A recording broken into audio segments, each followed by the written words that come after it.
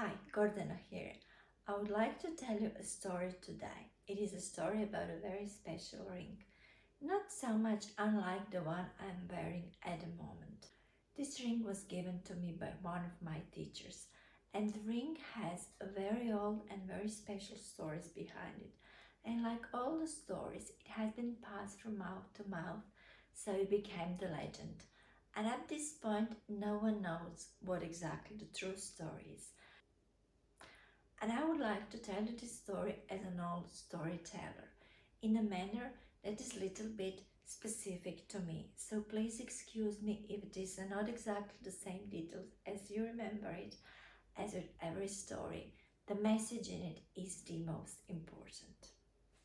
Legend has it that once upon a time, long, long ago, a powerful and rich king lived in a distant land.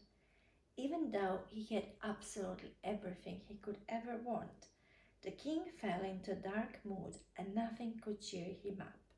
They called famous entertainers and doctors, and they looked for all sorts of ways how to lighten his mood up, but nothing really helped. Then one night the king dreamed a very special dream. It was a dream about a ring. The ring that had power to cure him. It was so special and so magical that carried the secret of life, and it helped in a moment of greatest misfortune and the greatest happiness.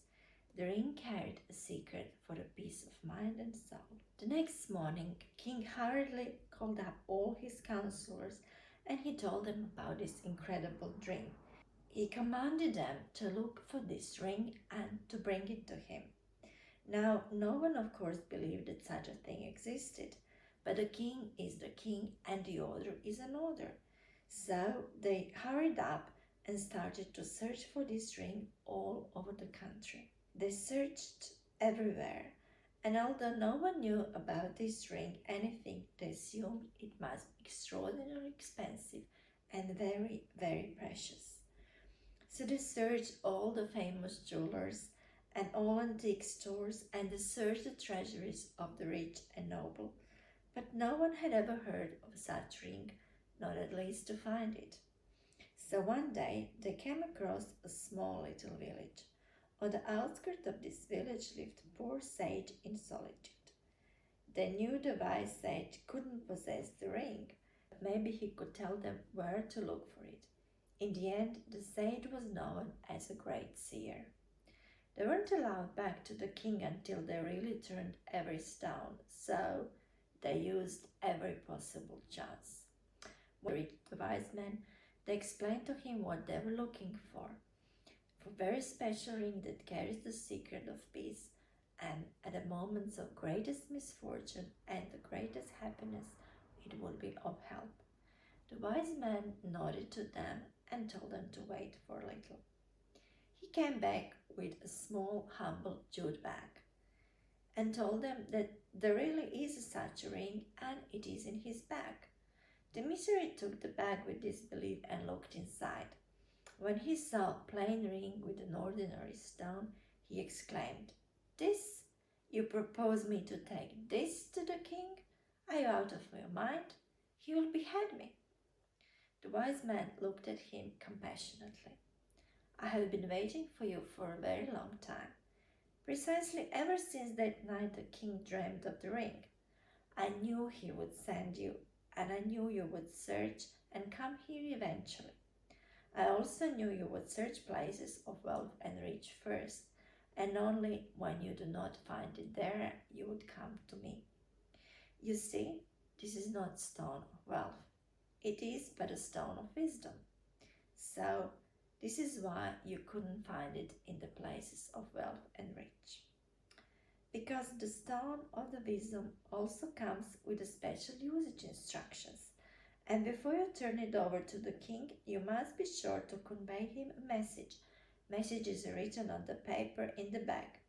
You must promise me that you will deliver the king a message to read this piece of paper before he opens the ring. It is of utmost importance, otherwise the magic powers of the ring will not work, and surely you will be beheaded then." And one more thing, the message is for the king's eyes only. Take this bag and do not open it again until it's handed over to the king. Now, since no one knew the details of the king's dream besides his trusted advisors and this emissary who headed this search, he decided to trust the wise man. Surely, if he knew about the ring, this must be the right thing. He took the jute bag and thanked the old man and left. When he finally came before the king exclaimed, I hear you finally managed to get my ring for me. Let me see it. The emissary did not dare to look at the king's eyes. Your honor? Yes, I brought the ring, and forgive me, your highness, but with the ring came the condition that is written on this note, and perhaps you will not find it to be what you expected. Under no circumstances should you disobey this message, otherwise the magic of the ring will not work. The king took the bag. When he saw it, he did not really get upset. Although the ring was modest, the dim glow of the stone reminded him of what he saw in his dream, and he knew that he had the right ring in his hands. And then he noticed a little buckle next to the ring itself, and excitedly wanted to open it, but the emissary stopped him. Your Majesty, excuse me please, but you do need to read the message first. The king looked at him sharply, silent for a few seconds, and then with a sigh of relief, he took a piece of paper out of the jute bag and started reading it. This is what was written. Under this stone lies the greatest secret that brings peace. However, the stone may only be opened at the moment of a direst need. When you don't see absolutely no way out and you can't imagine there could be anything worse.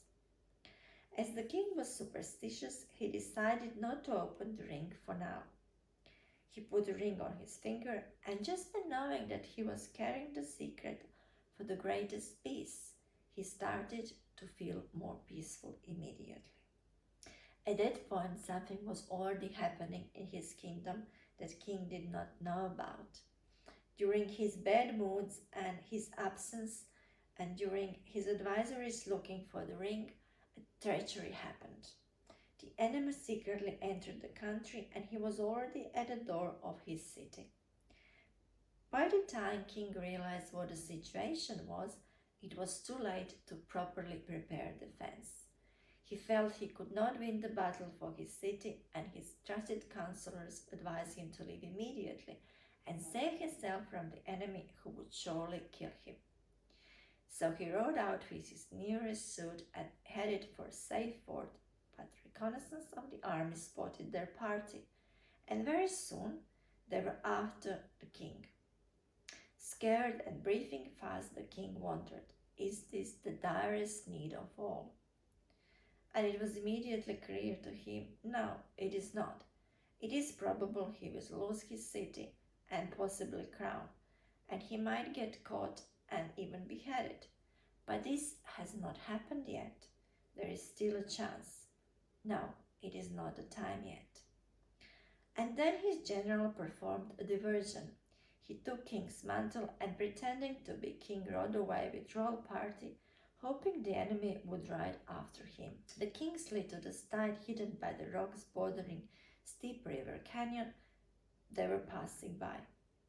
At the very corner, King fell off his horse and hung himself on the ground, facing edge of the canyon, looking at furious white waters running on the other side, enemy army approaching.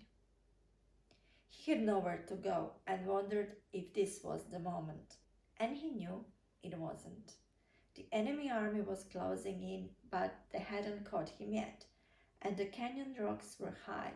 But maybe if he jumped, just maybe, there is a chance. And then instinctively he raised his head and saw a lion sneaking towards him. Now it is the moment. He could have jumped off the cliff to his death, or choose the death at the hands of enemy, or at an angry lion's mouth. Now he really could not think of any way out. This must be the moment. He opened the ring, and under the ring, on the stone, it said, "These too shall pass." The king closed his eyes. He got the message and turned to the canyon to jump when someone pulled him off his back and threw him to the ground and protected his body. It was one of his faithful bodyguards who noticed what had happened and managed to return. The king opened his eyes. The lions spooked by the noise of the approaching enemy disappeared. And at the very last moment, just before enemy could discover them, they turned aside and rode after the false king and his companions. With the help of his guard, the king decided now to return to his city to lead its defense to whatever end. And so he led his army and met them outside city walls. With renewed strength, faith, and courage, King won this battle. After coming back to the city, a big celebration was organized. The oldest bottles of wines were opened and the finest dishes prepared. No expense was spared. They celebrated, sang and danced long in the night. The king was so full, so proud, and so happy watching his people. So much so that his heart started beating very fast and he placed his hands to his heart feeling like it is going to explode. And then he remembered the ring worked also in the moment of unbearable happiness. He opened it, wondering what new words will magically appear now. And then he read, "This too shall pass." Reading this verse, he relaxed with deep sight and closed his eyes in understanding, folding his hands in deep gratitude, and he closed the ring. Legend says that he reigned for a long time and was ever since known as a wise and a peaceful leader. It's been many years since I got this ring, and I really forgot about it. It was lying in my jewelry box. Unlike King, I knew the message of this ring before I ever first placed it on my finger. And I remember the situation when it was pointed to me to use it. I was organizing a workshop for my teacher and I was really stressed out. There were so many things and some of these things did not go well.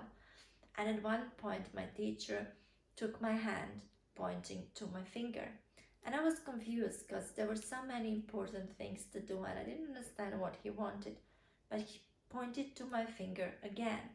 So I understood he's showing me the ring. He asked me to open it. I did and I read, "This too shall pass." And I understood at that moment I have a choice at how I'm going to look at the circumstances happening to me. Now we are in the time of the worldwide virus epidemic and quarantine, and my town was hit by a series of earthquakes. Some of these earthquakes damaged the old town and damaged the villages around, and it's a time of big collective stress. I'm not gonna say it is the direst need of all, but I put the ring on my finger to remind myself this too shall pass. And more than that, this brings to mind words of my other mentor, Mary Morrissey, who teaches us that we do not ignore or negate the circumstances of our life. But what we do ignore is the power and strength that these circumstances can exert over us. Because power and strength is of our spirit, and our spirit is bigger than any circumstances we may ever face. So with these words, this too shall pass, and stay strong, be safe, and be healthy.